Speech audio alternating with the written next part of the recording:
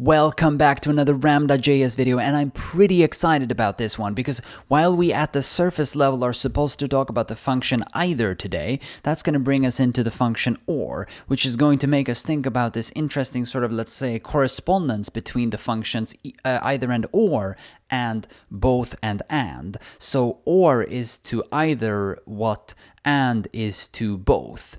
But that's also going to bring us into applicative functors. So we're now really deep into the depths of functional programming. But I mean, as you probably can see here on my screen, it's actually super late here now. So I got sort of late with recording this video because I was reading up on functors and applicative functors, and then you know how you can go deep down into the rabbit hole of functional programming, and then you're like, whoa, but I need to know more about this thing, and then this thing, and then it's like takes a lot of time before you can get up of that rabbit hole. Anyways, so I need to kind of stick to the point, which means fewer sidetracks, but we'll see how that goes. So let's just dive into it, right? We're going to talk about either. So either is a function. Let's just look at this type definition here, right? It's a function that takes a variadic function, it's a variadic function that when given some arguments will return a boolean. That's the first argument. The next argument, like in a curly fashion, is a function with the same signature, a variadic function that takes any number of arguments, and then when given that will return a boolean. And if you supply those two things, then you will get back a function with the same signature, a variadic function that returns a boolean.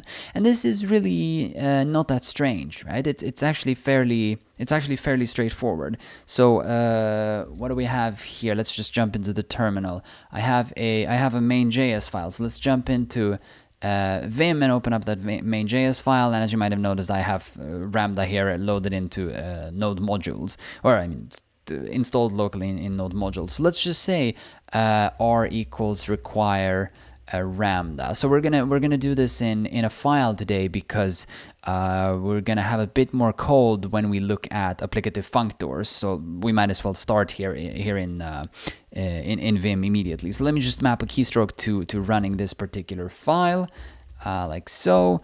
And then let's say maybe console log R.either, just to make sure that we have that function. Let's run the file, and you can see that we get f2, right? So a function that I guess takes two arguments, but we get a function back, right? Not really. It takes two arguments. I mean, it's I don't know. Okay, and how do we use R.either? Well, what we simply do is that let's read the definition. I mean, we haven't said what it does. So it's a function that's wrapping calls. So sorry, I should have said pretext, right? What we're talking about today is composing, sorry, not booleans. What do I want to say? Yeah, boolean operations. Oh, I had a great statement and then I forgot it. But yeah, let's think about it that way. Composing boolean operators. Composing boolean operators probably makes a ton of sense, right? So either is a function for a function wrapping calls to the two functions. Oh, sorry, it's too late. I'm too tired.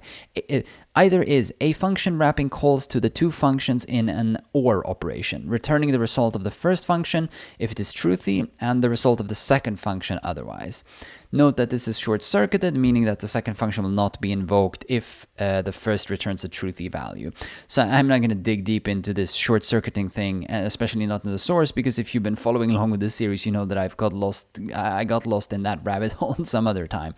But just know that I think they're following the convention of Node, I guess of JavaScript actually, such that if you have an OR operation, then if the first thing in the OR operation, like if the first operand in the OR operation turns out to be true, then the whole OR expression is of course true. I should have said composing Boolean expressions before, by the way. But anyways, if the first operand in the OR expression is true, then the whole thing should be true, and hence you don't need to evaluate the whole expression. You don't need to look at the second operand in the expression.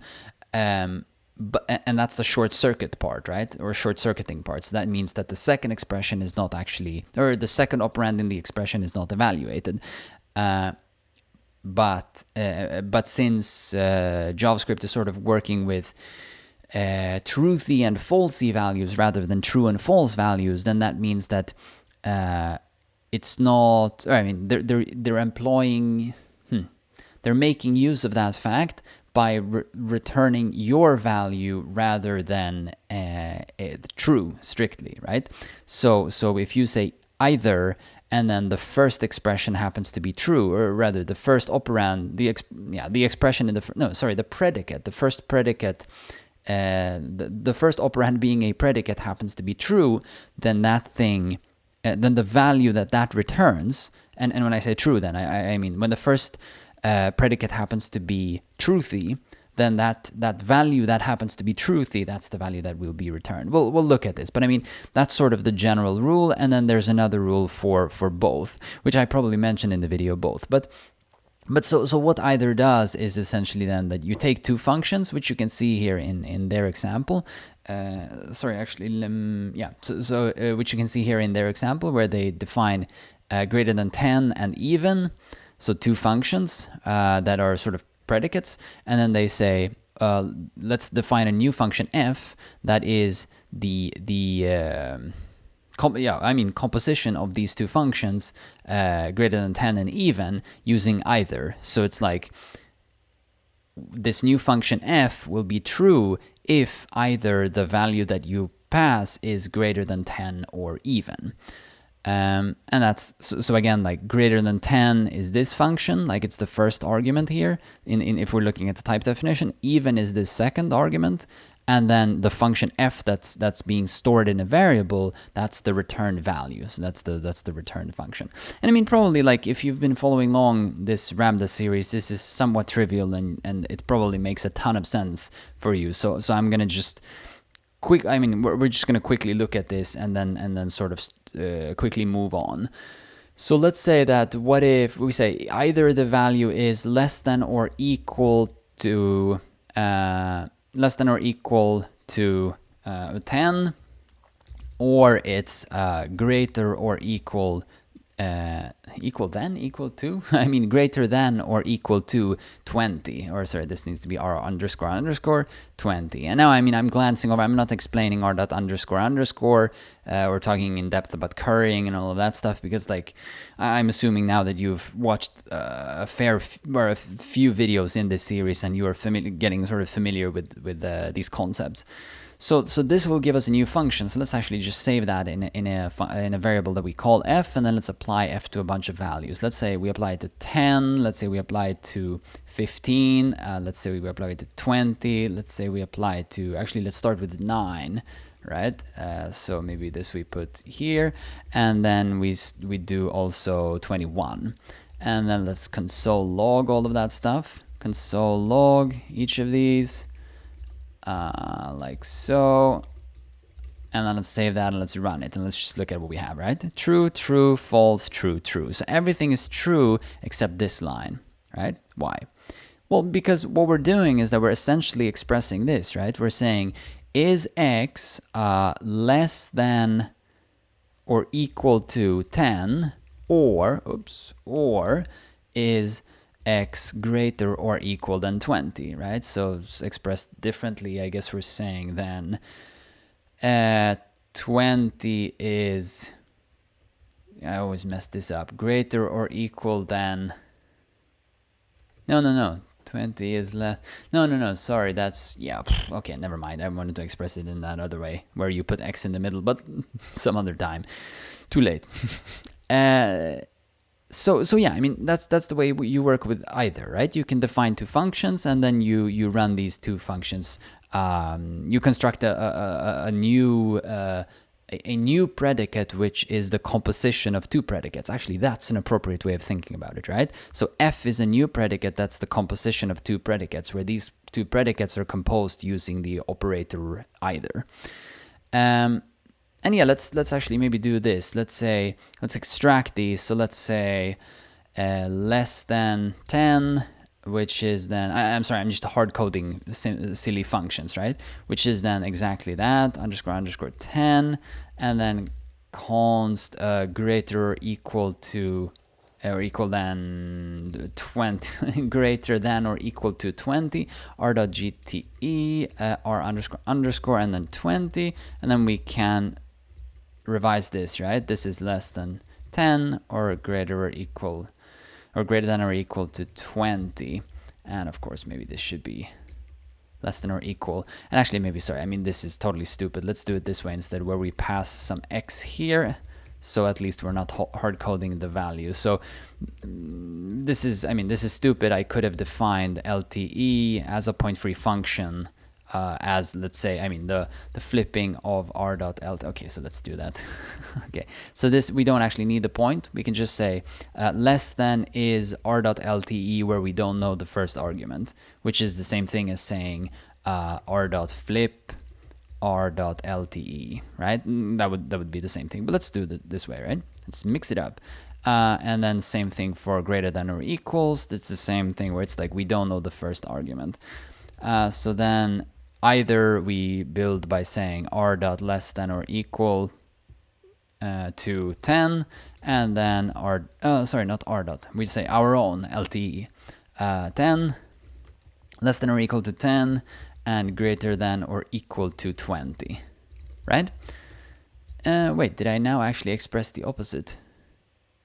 Less than 10. No, yeah. Less than or equal to 10. Yeah, no, sorry, I didn't.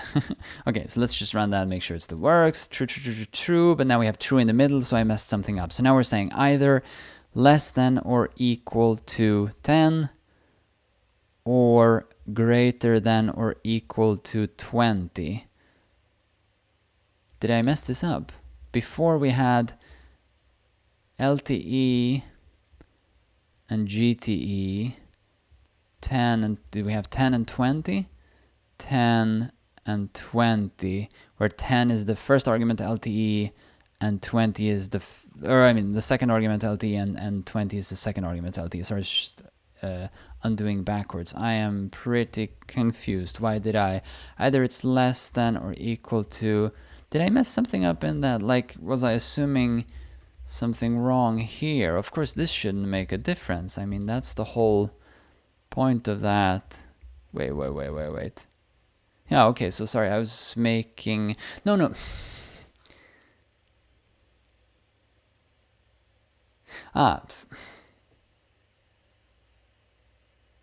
Wait, sorry, I just got a bit confused. Why is this not... Yeah, because I'm saying r dot underscore underscore is the argument that we don't know. And of course, we actually want to have the x at the second, in the second position. Yeah, so this doesn't work. Okay, yeah, and this is completely irrelevant to this particular episode, so I'm not going to keep thinking about that, because clearly it seems my brain is not working at 100% now. But it seems that I should trivially be able to define a point-free version that does the same thing. But then, I mean, I guess maybe, yeah, let's do this instead. So then r dot, let's say the flipping of r dot LTE, that should be the same thing, right? Otherwise, I feel pretty stupid. The flipping of r.gte. Save, and then let's run. Yeah, okay, so that at least does the same thing. So I can't, yeah, let's not think about why the other one didn't work. We should think about why the other one didn't work, but not now. Okay, so super good, right? We can put, no, let's keep that here. Okay, so then we've defined that. We know what either does. This is all fine and dandy, right? Let's put a comment here and let's say that that's either. Okay. Then, actually, let's put these up here so we can use them multiple times. Then we have, because here they're saying see also or, right? And look at, before we click or, look at this, the type definition of either, right? Either is like function, function, function. And now we jump like function to boolean, like value to boolean, value to boolean, value to boolean. And then we jump to or now, and then you can see we have value, value, value, right? It's like true or false, and then true or false, which, I mean, expressed a bit bit more strangely, right? Because it's like A could be either, A could refer to the type true or to the type false, and B could refer to the type true or to the type false. But then the return value would be either true or false. And if A represents true, then this would say true or false. And if A would represent false, then this would say false or true, right? So either you use when you have functions that you want to run a value through, or you simply use when you have booleans already, right? It's like let's actually wait. Let me put these maybe. No, let's just remove those, right? So or would be like if we say console log r.or true or true, right? That's of course true. Now we're just printing true here, okay? But then you could say console log r.or true false. That should be true as well, right? And then you could say false false, but that's of course false, and so forth, right? And here it's easier to exemplify what we talked about before, where if the first thing happens to be true or truthy, then that's the thing that's being returned. So here on line 11, you can see I'm specifying that we have 1, or I'm specifying that the first value is 1, and then you can see that we get back 1, because 1 is a truthy value, so A, it's short-circuited, and B, we get back that value. Same thing with either, it's just unnecessarily complicated to show that. I mean, the point is, if LTE 10 here returns something which is truthy but not necessarily true, then we would get back that value, and greater than or equal to 20 would never be run because it's short-circuited. So that's that. I mean, and that's OR, right? So yeah, I mean, here you have, so in OR you have yeah, actually, let's think about it. Wait, yeah. In some sense, in OR you have 2 arguments, and in either you have 3 arguments. In some sense, right? Because with either you produce a new predicate, but OR is more like, I don't know. Do you say a binary predicate? Maybe that kind of doesn't make any sense. Actually, let's figure that out. That's interesting. Binary predicate. Maybe you usually don't. No. Okay, cool. So yeah, people say that, right? So a binary predicate is a binary function whose result represents the truth or falsehood of some condition. So a binary predicate might, for example, be a function that takes 2 arguments and tests whether they are equal, right? So that's exactly what we're talking about. We're talking about a binary predicate. And now you get a sneak peek of another tab that I have open here that I want to show you very briefly in a moment. But okay, so soon we'll get into the functors. No, the applicatives. Okay, so that's OR, right? And at OR you can see they say C either. So and then there's this sort of correspondence where it's like, well, OR is for values, and either is for functions. And I think maybe they should have put here on C also. They should have put both.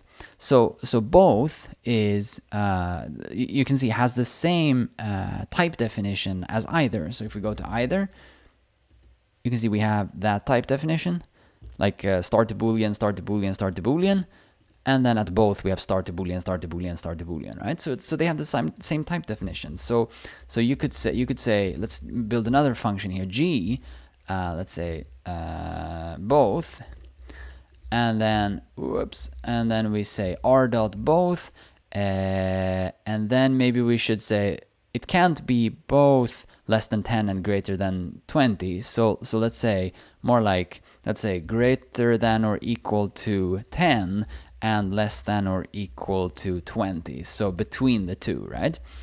And then let's not do OR anymore. Let's just let's do something like this. Let's just say const x and then remove the other ones. Okay, actually let's just remove this. Let's just execute this OR thing. Makes no sense, but whatever. Okay, and then let's console log here. So let's console log G applied to 15, and then let's just do one more, right? 21. No, sorry, let's do 2. So and then also 9, right? That should make sense.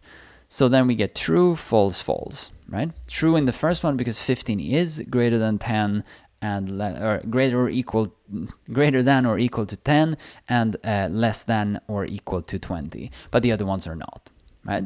So that's why we get that back. And again, like both is also, you can see we have the same sort of explanation here where they say that it returns the result of the first function if it is falsy, and the result of the second function otherwise.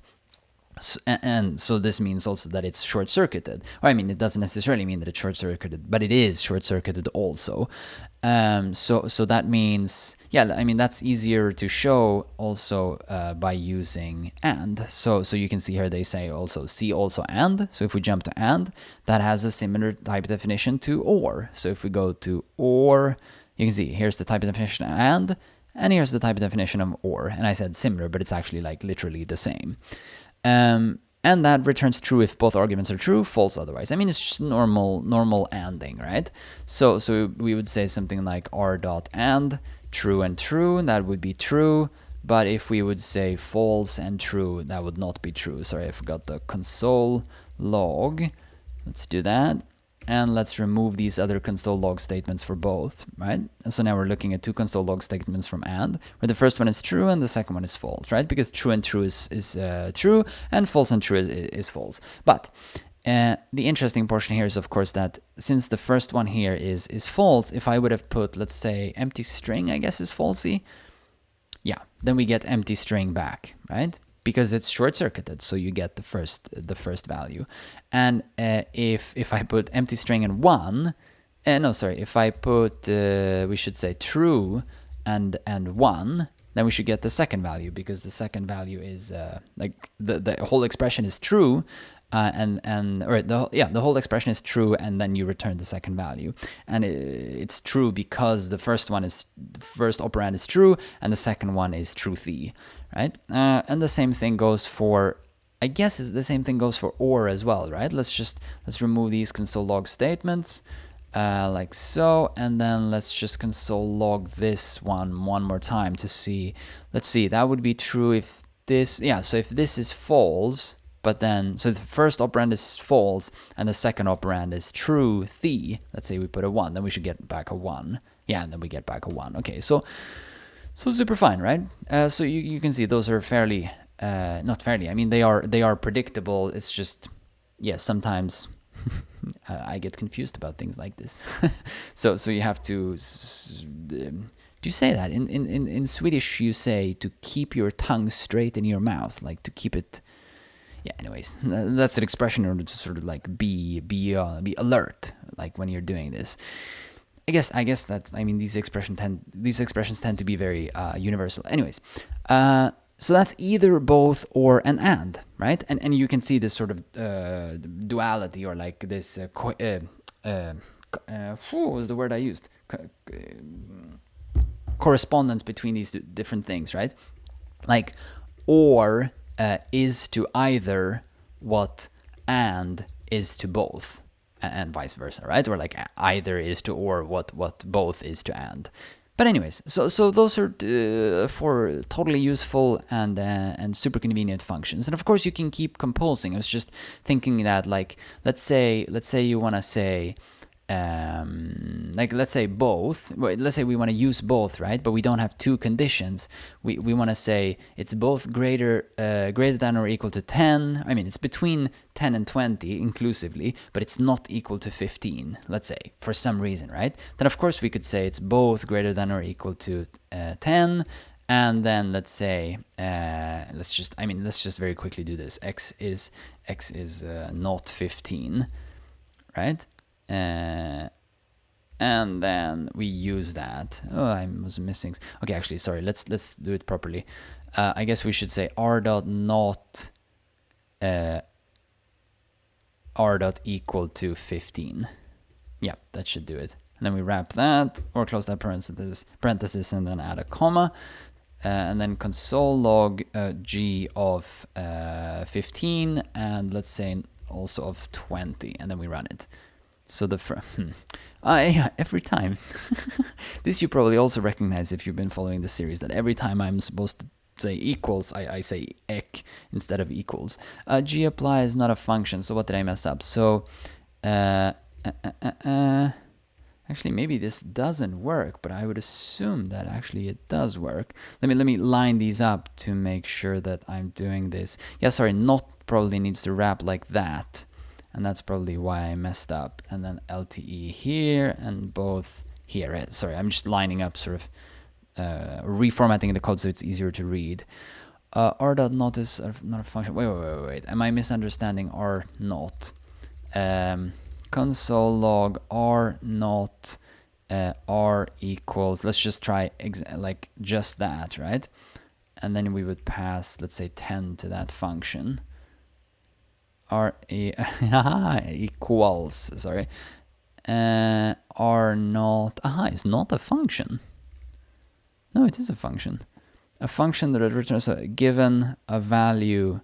No, okay, it actually takes a value. Sorry, so we need to pipe. So we would say r.pipe r.equals 10 r.not. That feels silly. There's probably another way of doing that, but let's not think about that now. And then if we pass 10, and then we get false, right? But if we pass 11, we get true, right? So let's just say const not ec, we're defining our own function when passed in some, and then we would just say that's just a piping of r equals, okay, actually we need to specify, so r equals, no we don't, r equals and then r not, no we do need to specify, sorry, x. So not equal to x is the piping of r equals x followed by r not. So r not after r equals x. So I just did that because then we can say not ec 10, 20 as an example, and that's true. But if we pass 10, then that should be false. Yep, sorry, okay, just to make sure that I'm not messing up again. So, and then if we reintroduce this code again, then we can make use of that. So I was assuming that we could do something like this. I was assuming that we could say both, and then, so I mean, we have this first both, but then we're nesting another both as the first argument. So I would say R.both, I want it to be greater than or equal to 10, but I also want it to, like that. I also want it to be not equal to 15. Right, and then comma, let's remove that other line, let's try that again. Yes, okay, so that does work. So I was just messing up the syntax in regards to not equals and so forth, right? So let's look at the output. First we get false and then we get true, because 15 while between 10 and 20 is actually equal to 15, and we were specifying that it can't be 15, but 20 is inclusively within the range, and so hence that's okay, and since it's not 15. So yeah, you can probably do this in much prettier ways, but I'm just emphasizing that you can,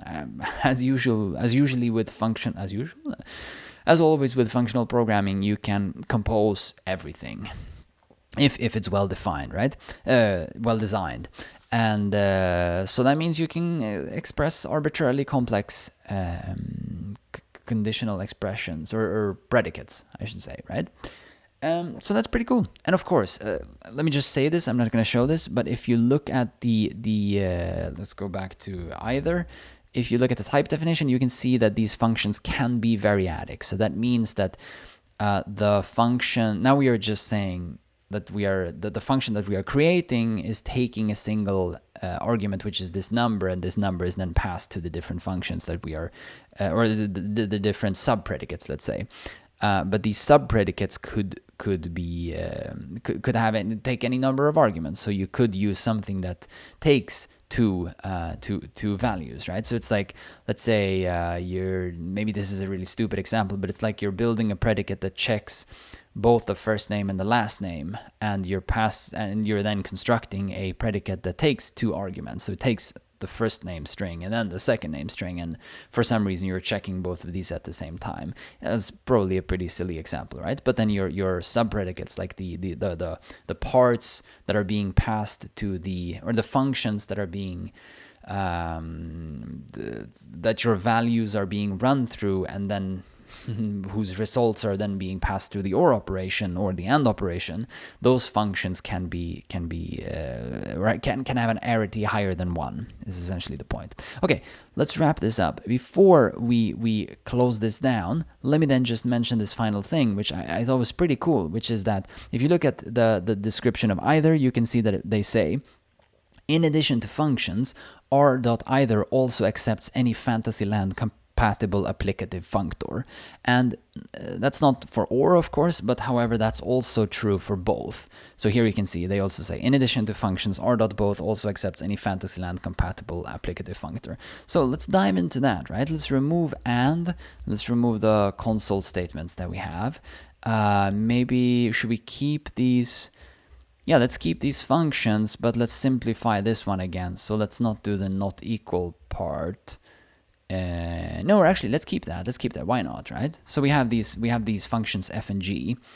Yeah, we have those functions still, but we have no examples. So if I run this, we get no output. Okay, but what is an applicative functor, right? I mean, so as we've been talking about, or I've been talking to some of you in the comments.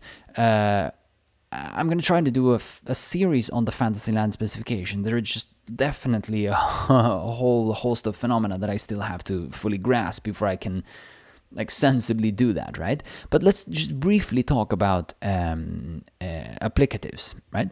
So, I mean, if you jump over here to the Fantasyland specification, this image I think is actually pretty good, because here you can see that applicative is here. So my understanding is that applicative functor is sort of the same thing as applicative. Like applicative is usually just the name of the type class, but we're talking about applicative functors. Let me know if I'm wrong here.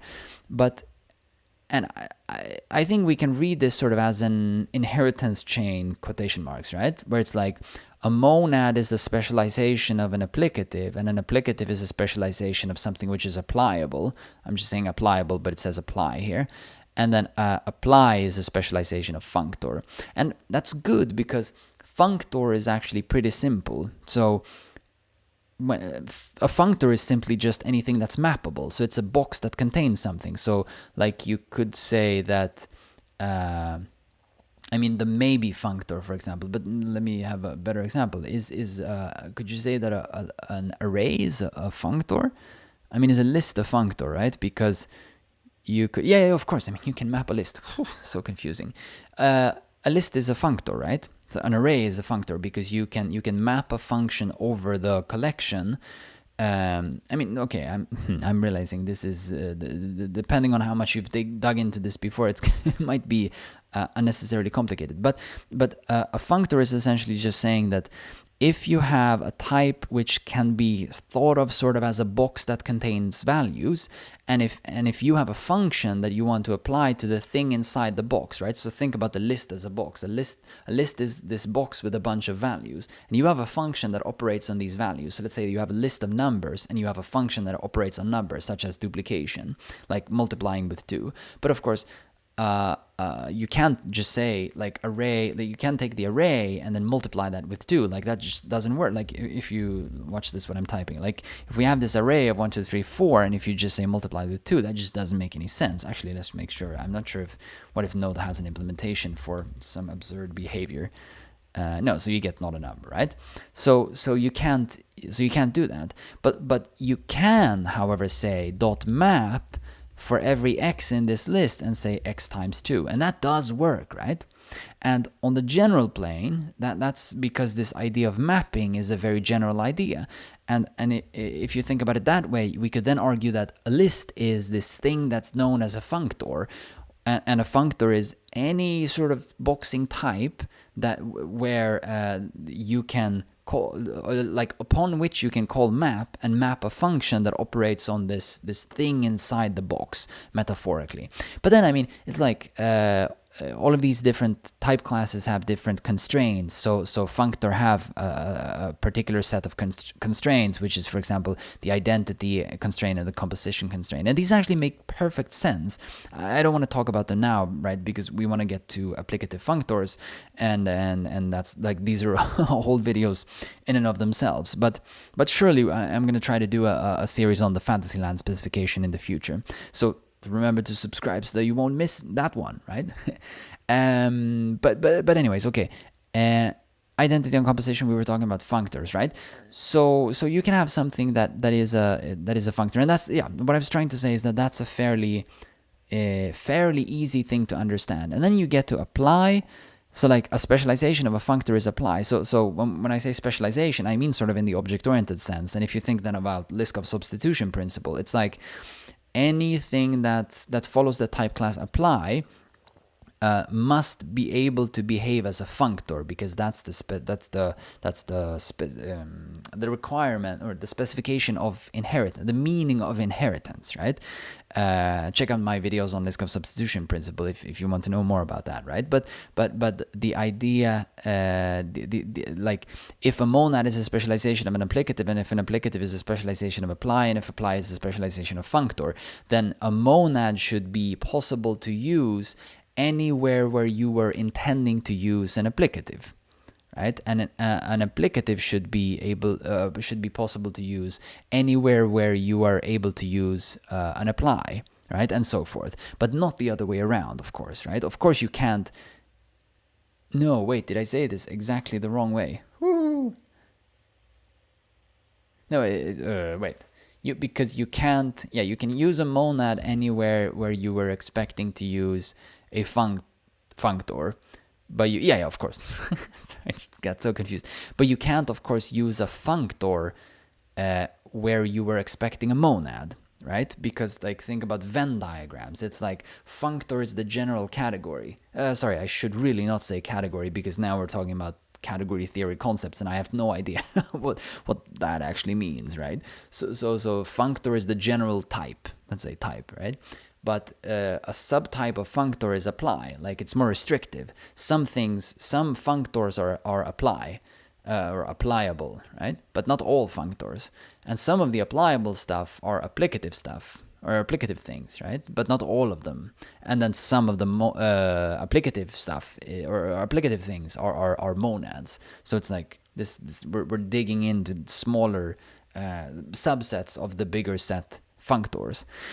Anyways, so that's just like, I think that's reassuring, because that means that we can sort of learn these things one by one, where it's like we first learn functor, and then we just say, okay, well, if I now need to learn apply, I just need to learn the rules that the things that follow apply, or I mean, yeah, what the rules are for something that is applicable. Like again, like we were saying, like composition and identity are two examples of rules, but then I also need to learn what extra functions I need to implement, or in this case, actually methods. So I think, was it in this series or in the, no, sorry, that was in another series. I have a series on Vue as well, where I talked about when to use the word method and when to use the word function.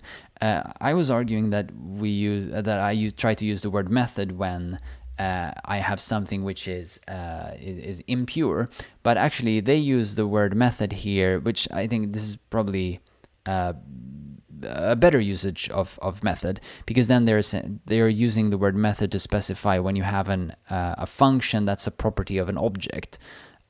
So that's, yeah, I guess it's sort of like, then they're really thinking about it sort of as in that a method is sort of an object-oriented thing, and a function is sort of a functional programming thing, and there's a sort of clear delimitation-ish, right? But that's also because they have to specify that's because they have to specify the type definition, so they are using this squiggly arrow here. But anyways, okay, no, I went into this anyways. Let's dive into apply, I guess, right? So my understanding is that apply is an applicative sort of that can't be that doesn't have the off method, which we're going to see in applicative. So I'm realizing I'm sort of glancing. You have to accept that we're going to sort of just look at these things on the surface. But if you look at what we are doing now and then sort of read this a bit more and dive into it, I think you're going to find that actually, like, if you think about it, it makes a ton of sense. It's just a bit hairy because there are a lot of sort of A's and B's and F's. but okay, so to understand apply and applicative, I would highly recommend this article, which is called JavaScript Functor, Applicative, and Monads in Pictures. And because what I want to point to is, that's fmap, so applicatives here, right? So this article says applicatives take it to the next level. With an applicative, our values are wrapped in a container, just like functors. But our functions are wrapped in a container too. So let's try to build this thing, right? Like, let's just build this arbitrary functor, and I'm just gonna call it box. Like, this is really stupid, so I'm just gonna build a totally useless box that does nothing except add an extra layer of abstraction for no benefit. So this is of course not any useful implementation, but it's just to keep all of the other cruft out of the example, right? In order to just see the sort of boxing. And let's just say, so we have a constructor, let's say, that takes some x, and then we just set this x to some instance variable. And then of course, if this is a functor, I mean, think about it, right? I mean, we looked at this map where it says that we're aiming for applicative, but that means we need to satisfy apply, and that means we need to satisfy functors. Let's begin with functor, right? So this box needs to be a functor. So it needs to satisfy these laws. Don't worry, it's going to, so because it's just boxing, right? So we're not going to think about that. But then we need to implement map. Like that's the requirement for being a functor. So if we read this definition, the function is called map, or maybe I should read it in this way. Given that f is a functor, and given that we have an object of type f that wraps something of type a, then it needs to have a method called map that, when given a function from a to b, will return a new functor of the same type, namely f, but this time wrapping a b, right? And this is... I mean, if you think about the list example, that makes sense. It's like we're saying we have a list of numbers, so the functor f is list, and the numbers are, I mean, in JavaScript they wouldn't be like type int, but let's say they're type int, and the function is a function from int to int, because if it's like multiply with 2, for example, because it's like you get an int and then you get an int back. So this return thing that we get back, this f of b, is then a list of numbers. But okay, I mean, what's the implementation for map here? Well, map is just something then that takes some f, some function, and then it's just gonna say return a new box that has this dot, or the function applied to this x that I have, right? That's a functor. It's a very stupid functor, of course, but it's a functor. And let me maybe just say console log new box. Actually, let's say const box is new box, and then let's say that we wrap the value 10, and then let's say box map x times 2. Let's say we're wrapping that function, and I'm just inlining that function. Then we get back a new box with the value 20, right? And if I would console log just the box first, you can see, of course, we started with the box of 10, but then we get back a box containing 20. So all good, right? Actually, maybe this is not it's not an entirely useless box, because of course this x is because the sort of properties of an object are public in JavaScript. This x property is visible, right? As you can see here. So you could think of this maybe as like a person class or something, like, I don't know. I mean, it's pretty useless. Anyways, okay, so what are we gonna do? So next step is like, okay, so fine, now it's a functor, all good and dandy. Let's skip the rest of the stuff, right? But let's assume that works. Or the rest of the part of the specification. But then we also need to specify apply, because we're aiming for applicative, but that means we also need to specify or satisfy apply. And apply is sort of the crucial part, or I mean, maybe all of the parts are crucial, but so it just says to satisfy apply, you must also satisfy the functor specification and this rule, which is the composition rule, but for apply, but whatever. And then you need to implement this app method. And I assume app here is short for apply. And so let's read that. So we're saying then that if you have, assuming that f is something which is applicable, and assuming that you have an instance of this f, so something that's applicable, that wraps something of type A, then that thing needs to have a method called app, such that if you pass that method a another applicable containing a function from A to B, then you will get back a new applicable containing the B, right? So I mean, don't worry about the confusion. Think about it this way. The point is, if you have a box with a value and you have a box with a function, and you want to have a box with a single box with the function inside the other box applied to the value inside the first box, right? You have a box with a value, you have a box with a function, and you want to have a new box containing the value inside the box ran through the function inside the other box. So it's really not that strange. Then again, now we're not talking about why that's useful, but that might be useful in regards to, for example, having a maybe type. So you might have a function or you might not have a function, but then you might have a value and you might not have a value, right? And if you don't have a function, you don't want to do anything. And if you don't have a value, you don't want to do anything. But if you happen to have both a value and a function, then you want to run it, right? So that's one concrete example of why you might want to do this. So we need to then implement this app thing, right? And here, I guess I'm going to call this, I'm going to call the variable bf, because I'm trying to say that that's a box containing a function. And then the implementation is simply just going to be, let's see now. So we're returning a new box where no, actually we don't need to rebox, right? We say the no, wait, so I'm confused. A new box where we say no, exactly. Sorry. We take the boxed function and then we map over that to get a function. Because we're mapping over we're then sort of in some sense extracting quotation marks the function inside that, but then reboxing it, and then we're applying that function to this.x. So actually, I mean, I thought a bit about this before and I was a bit confused, and this is maybe partly why I lost a bit of time.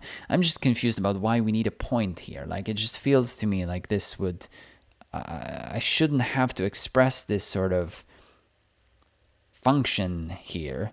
I should be able to sort of, because if you read other, now I don't have that article still up, but I mean, some implementations are doing this, return bf map this.x, right? But that implementation assumes that you call app on the box with the value, on the box with the function and pass the box with the value.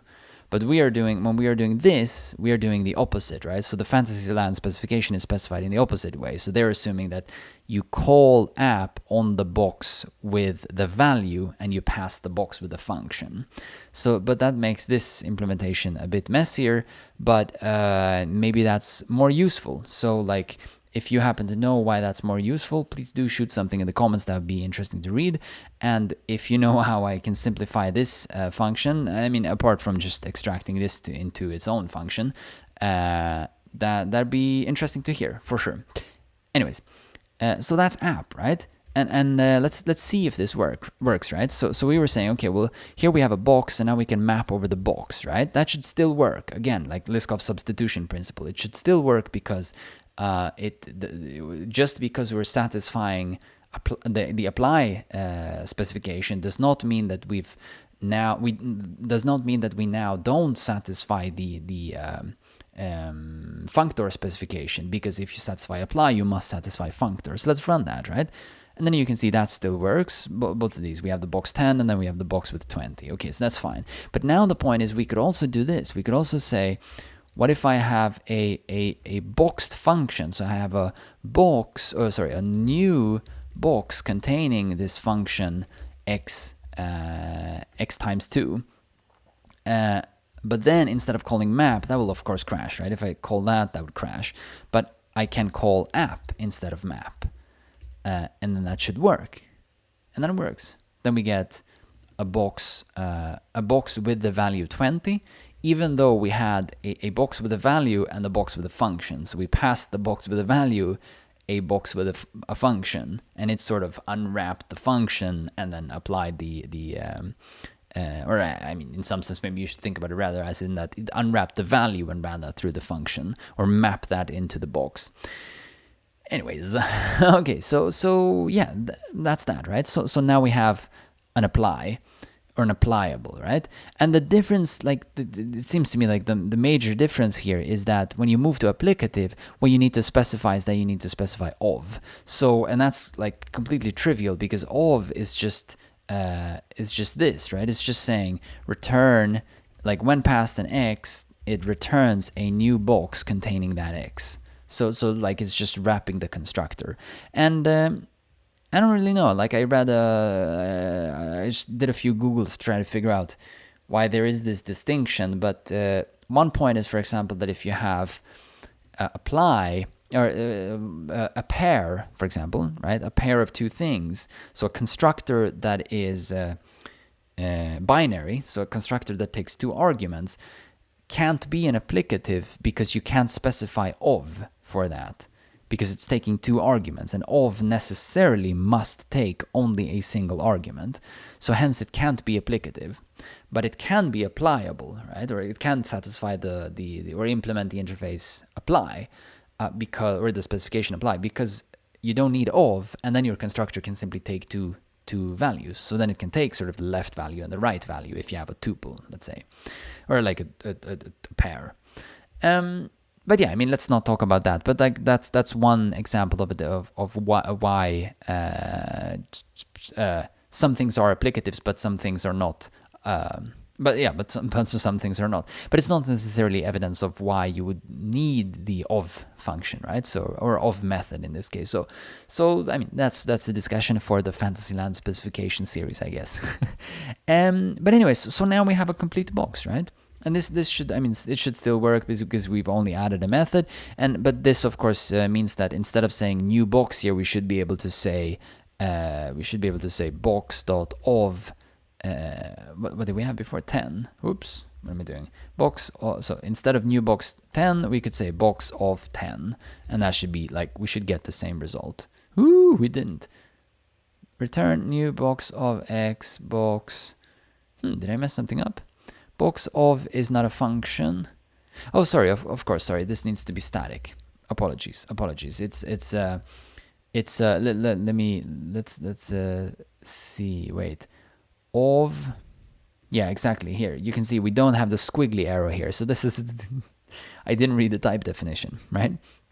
So given that f is an applicative, then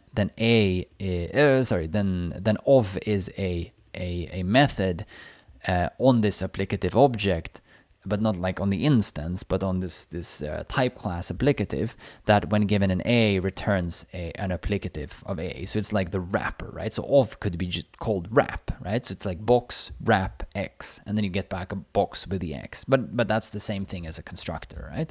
But again, like, I guess you have to remember that most of these things come from the way I understand it, right? Like from functional languages, and then you don't have classes in the same sense. So hence, constructing or having an of method would be is like necessary, because you can't construct the thing if you can't construct the thing, I guess. Actually, this is what I'm saying doesn't make sense. Ignore what I'm saying, because of course you can construct the thing, of course.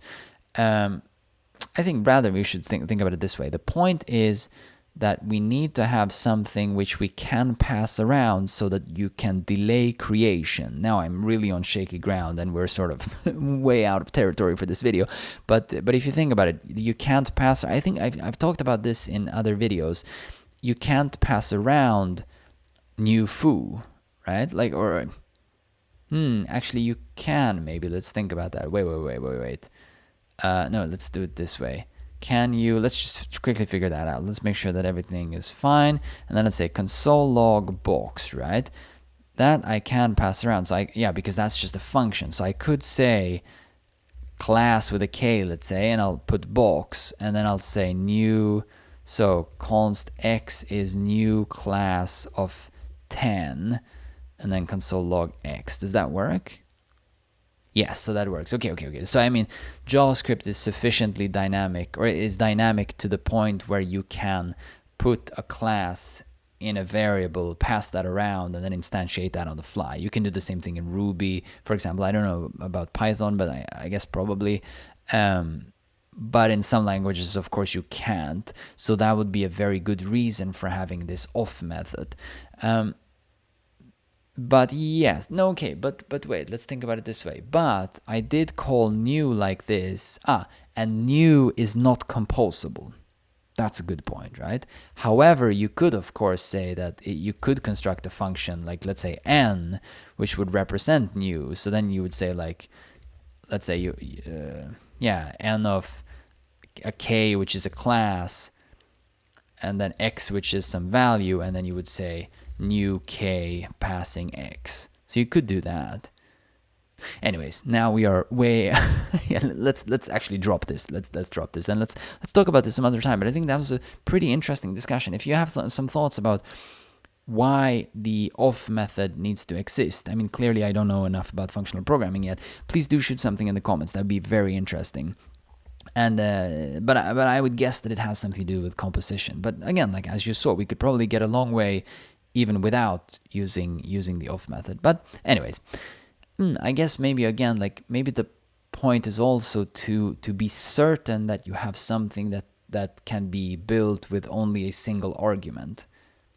Like in a dynamic language, maybe it would make sense from that perspective. Okay, anyways, let's drop this now. So we were saying that we have a box and a box. And actually, I mean, now we have an applicative, but for using it with both here in Ramda, I think we could have actually used apply. We could have had something applicable. Okay, let's jump into the docs and see. No. Actually, I'm realizing let's not do that because we're gonna end up in. Let's quickly look at this. Yeah, they have lift here. So yeah, I mean, okay, no. So we're gonna have to dig down quite a bit before we figure out whether they make use of or not. But probably, I mean, I would guess maybe they do. I would really guess they do, which is why they require applicative functor rather than apply. And that should give us the answer as to why you need the off method, because in this case in Ramda, they needed the off method. So that's an interesting excursion. One should go on that excursion. I shall not do it now. Apologies. If you do go on that journey and you find the answer, please do shoot something in the comments. Anyways, okay. Let's now simply wrap this up by using our well-constructed box here in these both, or using our box in when calling either and when calling both.